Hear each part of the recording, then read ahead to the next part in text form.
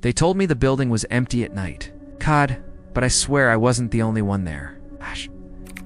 I used to work as an overnight security guard in a mid-sized office building downtown. It wasn't the kind of job that required much, just walking rounds every hour, checking the cameras and making sure nobody broke in. Most nights were uneventful, which is exactly why I took the job. I needed something quiet and steady, a paycheck without too much stress. The building itself wasn't particularly old, but it had this eerie silence once the offices closed. During the day, you'd hear phones ringing, people laughing, doors opening and closing. But at night, it felt like all that noise had been absorbed into the walls, leaving behind a heavy, oppressive stillness. I often found myself turning on radios or podcasts just to break it. One night, about 2 weeks into the job, something felt different. I started my shift at 11 p.m., same as usual.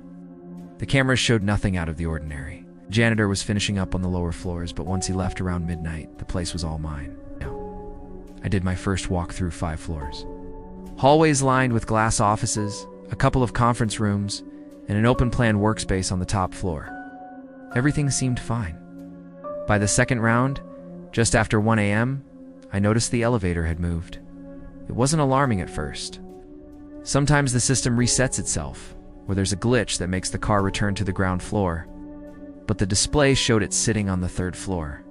That was strange because I'd just walked that floor and made sure it was clear. I rode up to check. The doors opened with that mechanical chime, and I stepped into darkness. All the lights were motion sensor, so they flickered on as I entered, but the hallway still felt dim. I walked the length of the corridor, checked every door, locked, empty. But when I passed the break room, I heard the sound of something tapping. It was faint, like knuckles, lightly drumming on glass. I stopped, listening. The room was dark, but as I edged closer, the motion light flicked on, revealing the vending machine in the corner. Nobody was there. The tapping stopped. I stood there longer than I'd like to admit, just staring, waiting for something. Eventually, I convinced myself it had been the building settling or maybe a pipe knocking. I finished the round and went back to the monitors. At 2:30 a.m., the elevator moved again. This time it went up to the 5th floor. I watched on the camera feed as the doors slid open. No one was inside. But the hallway camera flickered for just a second, like interference. Then it stabilized, showing an empty corridor. Against my better judgment, I decided to go check again. The 5th floor was the creepiest part of the building, in my opinion. It was mostly unused, just a few offices rented out, with a lot of dark corners and empty cubicles. As I stepped out of the elevator, I felt the temperature drop. My breath fogged slightly in front of me, which didn't make sense. The heating system kept the whole building steady. I walked slowly down the hallway. Each step echoed against the tile, the sound bouncing farther than it should have. Halfway down, I thought I saw movement in one of the glass offices. A shape, quick, like someone ducking out of sight. I froze. "Security?" I called out, my voice sounding way too small in that silence. No answer. I opened the door to the office. It was unlocked, which immediately set me on edge. Inside, there was nothing but a desk, a few chairs, and a computer. But the monitor was on, glowing faintly with a login screen. Nobody should have been there to turn it on. The longer I stared at that screen, the more wrong it felt. My gut screamed at me to leave. I shut the door, locked it, and practically jogged back to the elevator. Back in the security office, I tried to shake it off. I told myself it was probably just the cleaning crew forgetting to log off earlier, and the motion sensor in the room had triggered the monitor. But deep down, I didn't believe that. At 3:15 a.m., something happened that I can't explain away. The audio feed from the 5th floor clicked on by itself. Usually I'd have to manually open it from the control panel, but this time it just activated. What came through wasn't static, it was breathing. Slow, heavy breathing right into the mic. I sat frozen, staring at the screen. The hallway camera showed nothing, just an empty corridor. But the breathing continued, steady and too close to the microphone. After maybe 30 seconds, it stopped. Then the feed cut out. I wanted to leave right then and there. But I needed the job, and part of me kept insisting. There had to be a logical explanation. I did one last walk through at 4 a.m., determined to prove to myself it was nothing. On the 5th floor again, I found something that made my stomach twist. One of the office doors, the same one with the glowing monitor, was wide open. Taped to the glass from the inside was a piece of paper. I hesitated before stepping closer, heart hammering in my chest. The paper was blank, except for one sentence written in thick black marker. "You shouldn't be here." Swear the marker was still fresh. The smell of ink stung my nose. I backed away, not daring to step inside. I didn't care if it was a prank or not. I left the door exactly as I found it and practically ran back to the elevator. When my shift ended at 6 a.m., I handed in my badge and never came back. The supervisor called me later, angry that I quit without notice, but I didn't care. No job was worth what I experienced in that building. Even now, I still dream about that blank piece of paper and the sound of that breathing. And every time I wake up, I can shake the feeling that maybe I was never really alone in that building at all.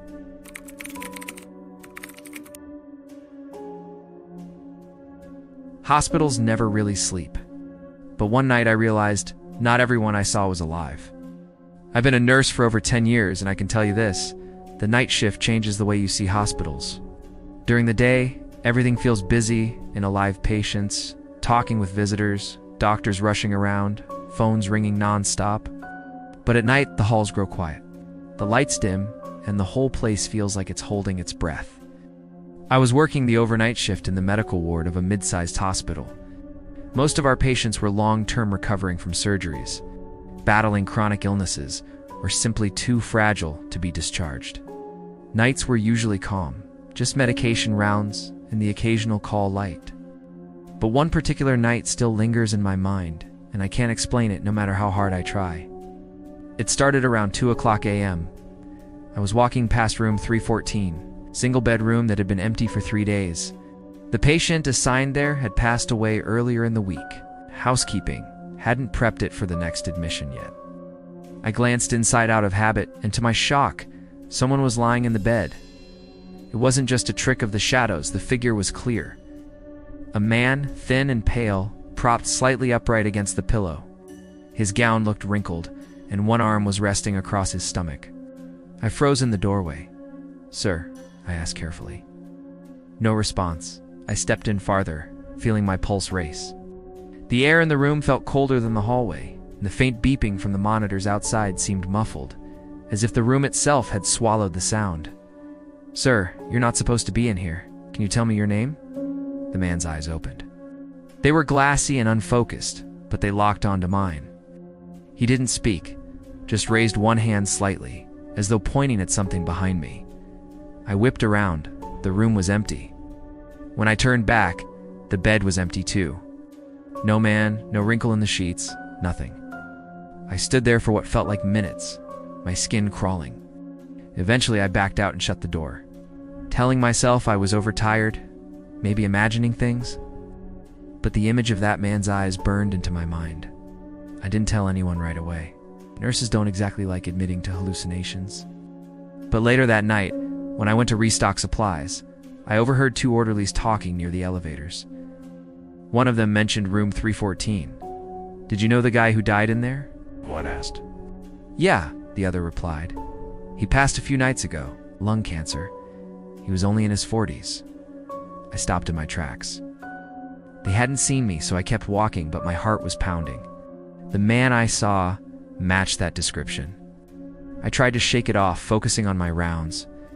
At 3:30 a.m., another patient, an elderly woman in room 317, pressed her call button.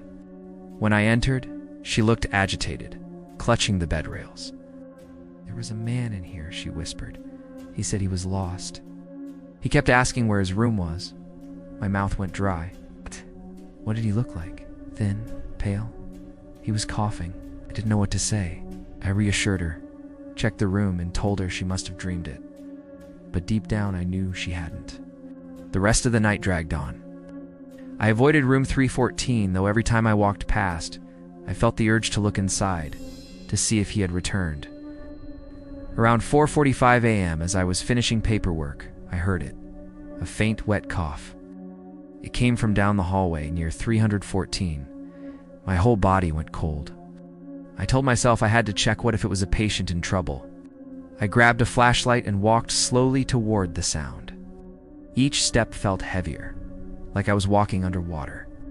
The cough grew clearer, rough and strained, like lungs fighting for air.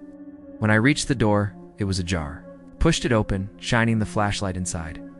The bed was perfectly made, empty, but the cough came again, right in front of me, though the room was visibly vacant. I backed out so fast, I nearly tripped.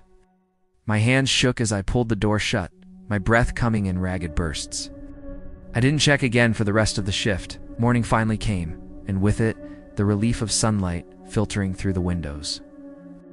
I handed off to the day nurse and almost convinced myself I wouldn't mention any of it. But before I left, curiosity got the better of me. I pulled up the patient file for room 314. The last entry was from the night he died. It listed cause of death: respiratory failure. His final symptom: persistent, uncontrollable coughing. I left the hospital shaken to my core. I still work nights, though in a different ward now, but I avoid that hallway whenever I can. People think hospitals are places of healing, and they are, but they're also places where countless final breaths are taken. And sometimes, I think those breaths never really leave.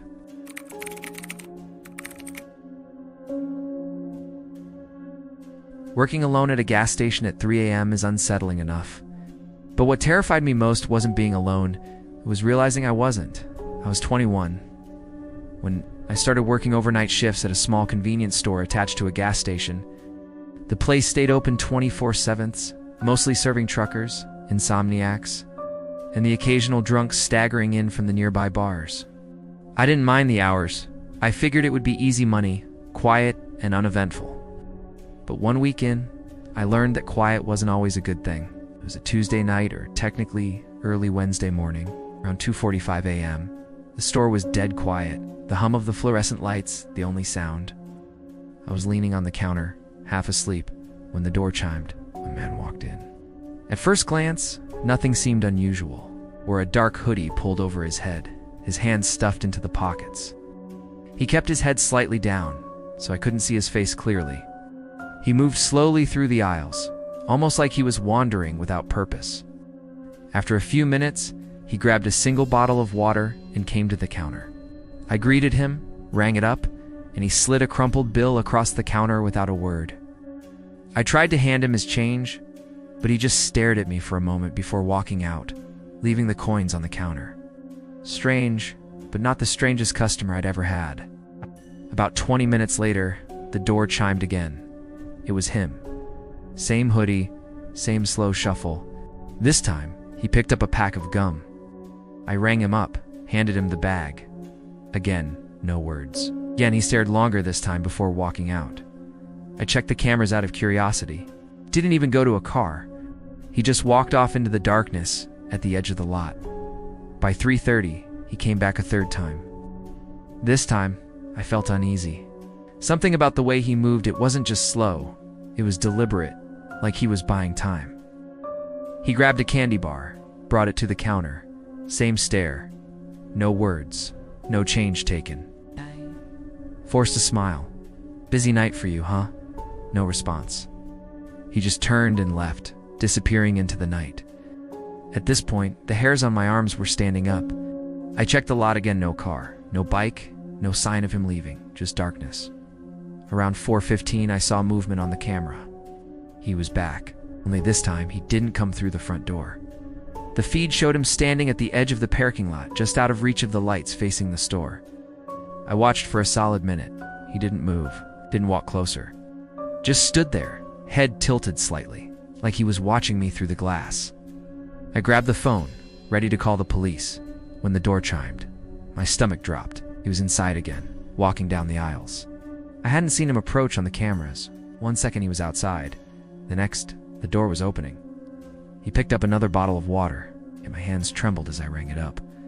He didn't hand me money this time. He just stood there, staring at me with that same unreadable face hidden in shadow. Ow. I shoved the bottle back at him, desperate for him to leave. He finally turned and walked out. I rushed to the window, expecting to see him crossing the lot, but there was no one, just the empty pumps under buzzing lights. For the next hour, I sat rigid behind the counter, eyes glued to the cameras. Every flicker of shadow made my heart jump. At 5:20, with dawn not far off, I finally started to relax. Maybe I'd imagined some of it. Maybe exhaustion was getting the better of me. Then the power cut out. The store went black except for the faint glow of the emergency exit signs. The hum of the coolers and lights died, leaving a suffocating silence. I fumbled for my phone flashlight, cursing under my breath. That's when I heard it. The door chime, but the power was out. The chime shouldn't have worked. Light from my phone cut through the darkness, just enough to see the door slowly swinging open. My chest tightened. The air in the store felt thick, oppressive. I shouted, "Hello, who's there?" But my voice cracked, trembling. No one answered. I swept the light across the aisles. At the far end, near the coolers, stood the man. Same hoodie, same stance, his face still obscured. My light shook as I aimed it at him, and that's when I realized something that made my blood run cold. His hoodie wasn't moving. No rise, no fall, no breathing. I blinked hand. He was gone. I scrambled for the back room, locked the door, and called the police. My voice was shaking so bad I could barely get the words out. They said they'd send someone, but when they arrived, the power was back on, and the store looked normal. No sign of forced entry, no sign of anyone matching my description. Checked the security footage with them. As the cameras showed me, pacing the counter, staring at the aisles, panicking in the dark. But there was no sign of the man, not once. The officers told me I was probably overtired, maybe experiencing stress-induced hallucinations. But I know what I saw. I quit the job a week later. I couldn't stand another night in that store, waiting for the chime of the door. Waiting for that faceless man to come back for something I couldn't give. Even now, years later, I can't walk into a convenience store at night without feeling eyes on me. I never see anyone. But sometimes, when the automatic doors slide open, I swear I smell the faintest hint of cold air. And I wonder if he ever really left.